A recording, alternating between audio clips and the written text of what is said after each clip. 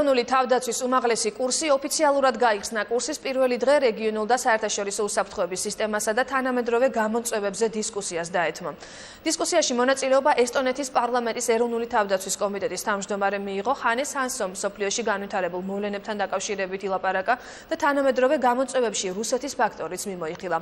მან 2008 წლის რუსეთ-საქართველოს ომის და 2014 წელს რუსეთის მიერ ყირიმში განხორციელებული ქმედება გაიხსენა და აღნიშნა, რომ დასავლეთის რეაქცია უფრო ძლიერი უნდა იყოს. ესტონელმა კანონმდებელმა საქართველოს შეიარაღებულ ძალებში სავალდებულო სამხედრო სამსახურის აღდგენის საკითხზეც გაამახვილა ყურადღება და აღნიშნა, რომ საქართველოს მსგავსი პატარა ქვეყნისთვის ჯარში გაწვევის სისტემის არსებობა აუცილებელია.